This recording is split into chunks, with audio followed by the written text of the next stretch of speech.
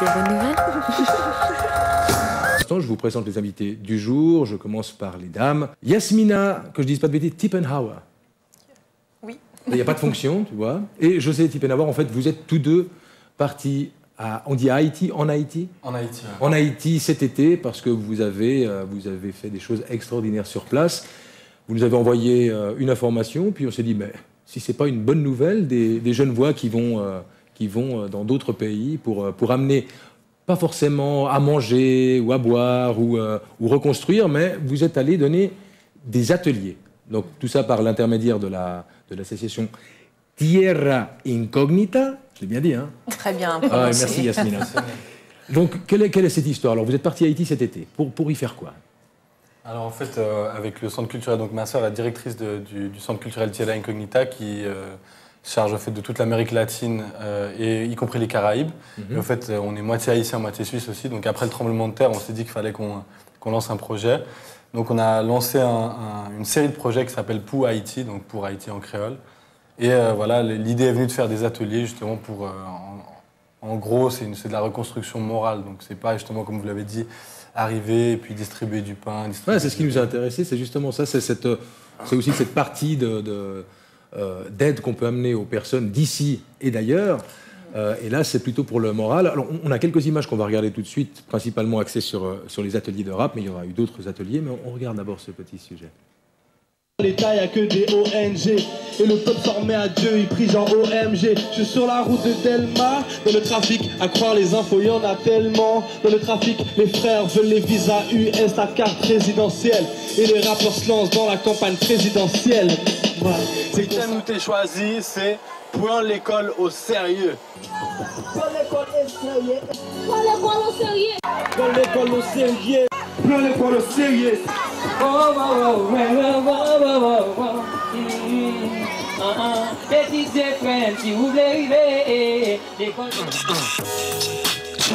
On m'a fait un petit texte, c'est le même texte que m'était fait hier. M'a fait en français et puis après m'a fait une petite improvisation, ok? Je te projette ma vision comme un diaporama pour mes haïtiens légitimes, ma diaspora man.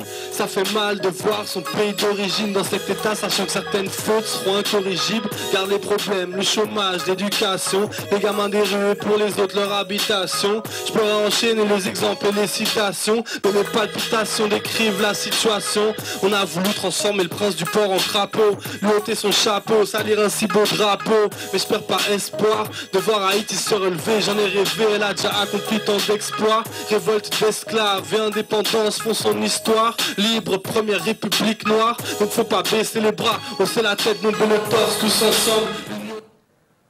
Alors, on ne veut pas vous plomber le moral en montrant les images d'Haïti avec tous ces bâtiments qui sont détruits, mais c'est la réalité. Et on ne va pas parler de cet aspect-là, puisque cet aspect-là, il existe. Mais vous êtes allé justement pour donner de l'énergie aux gens, leur redonner le moral. Mais est-ce qu'ils en avaient vraiment besoin?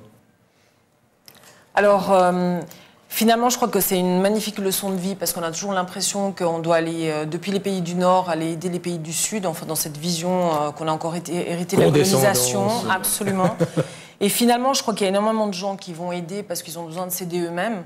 Et la population haïtienne est une population extrêmement puissante, joyeuse, avec une culture populaire impressionnante et une force... C'est un des pays les plus pauvres du monde, hein, on peut quand même le rappeler. Oui, alors si on parle de pauvreté matérielle, absolument, voilà. Alors, exact. Alors justement, aujourd'hui, on se pose beaucoup de questions par rapport à l'évaluation de la pauvreté. Est-ce qu'on reste que sur des standards, justement, matériaux?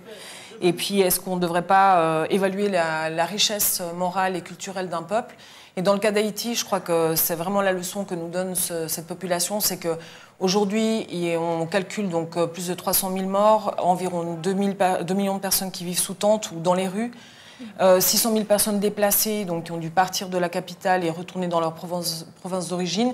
Et ça sans compter tous les orphelins, les personnes qui sont décédées après coup, et toutes les personnes qui sont amputées, les personnes âgées, bref. Donc le panorama au niveau des chiffres est terrible. Et en même temps, en arrivant dans les camps, donc en élaborant ces projets avec les gens, On s'est rendu compte que les gens avaient vraiment une énergie de vie magnifique et puis que c'était une leçon de vie parce qu'ici à Genève, souvent on se plaint parce qu'il y a une petite chose qui ne fonctionne pas. Mais arrête, on se plaint jamais à Genève. À Genève, on se plaint tout le temps. Et là, franchement, c'était une belle leçon. Vraiment parce que les enfants étaient pleins de joie, des grands sourires, les adolescents, les femmes, il y a des leaders qui sont on voit d'ailleurs les images justement qu'on peut voir à l'écran. Là, c'est des jeunes qui s'essayent, justement, ils viennent volontiers. Ils viennent volontiers à ces ateliers. Ah ouais, alors en fait, il faut savoir que le rap, là-bas, c'est la musique. Bon, enfin, déjà, au niveau international, le rap, c'est la musique des jeunes, vraiment. Mais là, ça va, c'est pas... Avant, c'était le rock, ok, d'accord. Mais, en tout cas, dans le cas spécial d'Haïti, avant, c'était le compas. Et depuis, on va dire, 4-5 ans, le rap est vraiment devenu la musique la préférée des jeunes. Donc, la plupart savent déjà à peu près rap. Ah non. Il y a eu des cours de... On a fait des ateliers aussi. de contes pour enfants, pour raviver tout ce qui était mémoire et tradition orale haïtienne, avec la conteuse haïtienne Mimi Barthélémy qui habite en France. On a fait des ateliers de formation de formatrices, en fait, pour des femmes. Donc, c'était des ateliers pour femmes avec des hommes. Donc, c'est des formations qui servent à des leaders communautaires, en fait. Et c'était très intéressant. On a fait des ateliers aussi de journalisme et de photos. Donc voilà, c'était un petit peu varié. On a voulu toucher différents pans de la population. Et à chaque fois, on a même dû refuser du monde, en fait, parce que dans certains cas, les ateliers pour enfants, on est arrivé, la plupart du temps, on se disait, allez, on va faire des ateliers pour 30 enfants. On s'est retrouvé dans des ateliers où il y avait 90, le maximum, c'était 150 enfants. Oui. C'est pour ça. Oh, je fais de l'humour. Alors ici,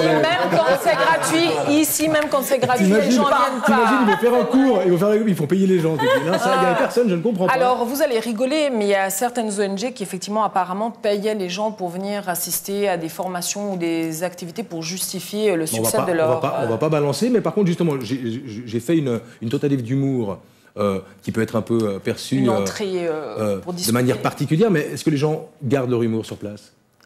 Alors, si allez, balance, les Haïtiens... Montre-nous alors. Si les Haïtiens on peut rigoler tout avec tout le monde. Absolument. Non, si les Haïtiens ont quelque chose, c'est vraiment le sens de l'humour. Et c'est vrai qu'en fait, malgré, de nouveau, ce qu'on disait, la situation dramatique, la plupart du temps, on travaillait avec des gens, même des leaders communautaires qui bougeaient les camps, qui avaient des responsabilités énormes.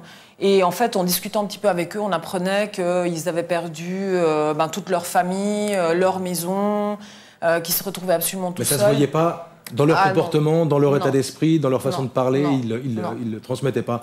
Vous avez donc des ateliers. Les ateliers, c'est fait par des gens qui sont formés. Là, j'essaie de faire une transition, mais alors je suis en train de me gaufrer, mais alors tranquille. Alors, parce que tu parlais des petits pas, de la politique des petits pas, et puis le grand projet un peu trop énorme, en fait, d'être heureux. En fait, ça faisait partie aussi de ce qu'on voulait proposer aux gens, c'était de pouvoir déterminer quels étaient leurs besoins.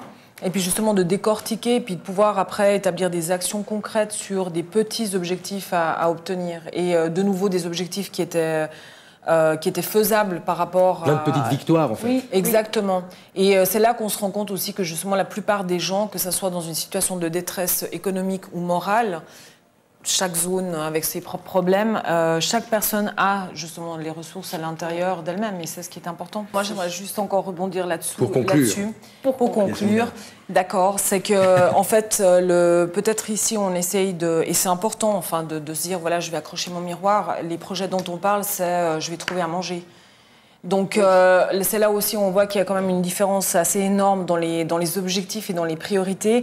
Et notre mission aussi en tant que centre culturel latino-américain à Tierra Incognita, c'est aussi de montrer justement à travers toutes les activités culturelles qu'on propose, qui sont gratuites et ouvertes à tout public, d'autres manières de voir la vie et d'autres cultures, comment est-ce qu'elles abordent les choses pour qu'on se rappelle qu'il y a des choses qui sont justement essentielles et qu'on est peut-être parti dans un univers un peu trop luxueux et on est un petit peu gâté quand même. Alors c'est de réapprendre aussi des valeurs essentielles de la vie. Voilà. Comme les sourires par exemple. Exactement, les sourires des enfants et de tous les gens qui ont participé dans les ateliers. Un sourire. Lui, c'est un professionnel du sourire. Oui, moi je suis payé pour sourire, madame. Je suis payé pour sourire. Exactement. Merci beaucoup d'être venu. On va conclure avec Géos. Absolument. Géos, qui est un artiste qui vient nous rendre visite. Non, c'est José qui est là, qui va nous chanter une chanson en créole en l'honneur d'Haïti. Alors en tout cas, c'est un texte qu'il a créé pendant les ateliers avec justement des gens pendant les ateliers de rap. Et du coup, c'est vraiment, ça sort des tripes et ça vient d'Haïti. D'accord, voilà. Merci.